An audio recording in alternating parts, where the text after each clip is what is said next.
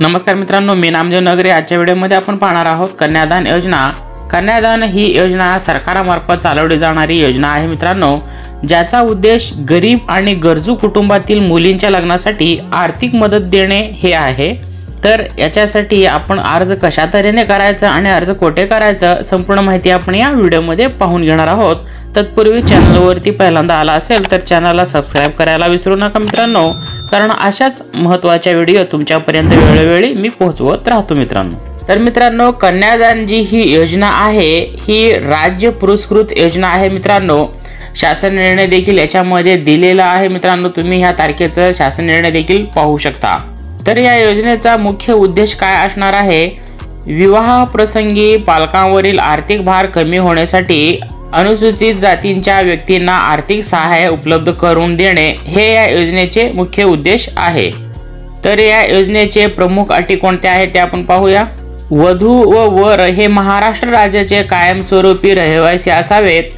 त्यांचे वराचे वय 21 वर्षे व वधूचे वय वर्ष 18 पूर्ण असावे।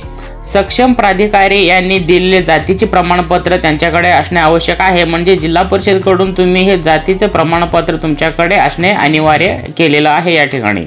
त्यानंतर वधू वर यांच्या प्रथम विवाहासाठी हे अनुदान अनुज्ञेय म्हणजे त्यांच्यासाठी राखीव असणार आहे। जे हे वधूवर हे पहिल्यांदा लग्न करत आहेत तर त्यांच्यासाठी हे अनुदान राहील मित्रांनो। तथापि विधवा महिलेस दुसऱ्या विवाहासाठी सुद्धा हे लाभ दिले जाणार आहे। तर एखाद्या महिलेचं पती अपघाताने किंवा कोणत्या कारणास्तव मृत पावला असेल तर अशा महिला विधवा असेल तर त्यांना दुसरे लग्न करण्यासाठी देखील ही अनुदान दिले जाते मित्रांनो। नवदाम्पत्यातील वधू किंवा वर यापैकी दोन्ही किंवा एक जण हे अनुसूचित जाती नवबौद्ध प्रवर्गातील असावा। बाल विवाह प्रतिबंध कायदा व हुंडा प्रतिबंध कायद्याअंतर्गत असलेल्या कोणत्याही कलमाचा भंग या दाम्पत्य कुटुंबांचे कडून झालेला नसावा याबाबत लेखी प्रतिज्ञापत्र देखील सादर करणे त्यांच्यावर बंधनकारक असणार आहे। सामूहिक विवाह सोहळ्यासाठी कमीत कमी 10 दाम्पत्याचे विवाह एकाच वेळी संस्थेने आयोजित करणे हे आवश्यक असणार आहे।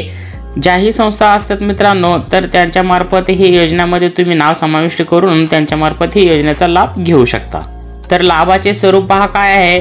20,000 रुपये इतकी रक्कम वधूचे वडील किंवा आई किंवा पालक यांचे नावे रेखांकित धनादेशाद्वारे विवाहाच्या दिवशीच त्यांना देण्यात येतो, म्हणजे रोख रक्कम त्यांना दिलं जातं मित्रांनो। या ठिकाणी सामूहिक विवाह सोहळ्याचे आयोजन संस्था व संघटनांना प्रत्येक जोडप्यामागे 4,000 रुपये त्यांना दिलं जातं। जे संस्थामार्फत जे लग्न करत असतात जोडप्यांचे त्यांना 4,000 रुपये दिलं जातं। तर अर्ज हा कोठे करावा आणि कसा करावा? तर हा अर्ज संबंधित जिल्ह्याचे सहाय्यक आयुक्त समाज कल्याण, जे तुमच्या जिल्ह्यामध्ये समाज कल्याण असतो मित्रांनो, त्या समाज कल्याणमध्ये तुम्हाला या संदर्भातील संपूर्ण माहिती मिळेल आणि तुम्हाला फॉर्म देखील त्यांच्याकडूनच मिळेल मित्रांनो। ही संपूर्ण माहिती तुम्ही भरून ज्याही संस्थामार्फत हे लग्न मेळाव्याचे आयोजन केले जातं त्यांचे सादर तुम्ही करून हे लाभ मिळवू शकता। तर असा हा महत्त्वपूर्ण व्हिडिओ होता मित्रांनो। तुमच्या इतरही मित्रमैत्रिणींना हा व्हिडिओ नक्की शेअर करा। ज्यांना हा व्हिडिओ कसा वाटला कमेंट करा, लाईक देखील करा मित्रांनो। आतापर्यंत चॅनलला सबस्क्राइब केला नसेल सबस्क्राइब देखील करून ठेवा। यासारख्याच आणखी नवीन व्हिडिओ मी तुमच्यापर्यंत वेळोवेळी पोहोचवत राहीन। भेटूया पुन्हा नवीन व्हिडिओमध्ये। तत्पूर्वी जय हिंद, जय महाराष्ट्र।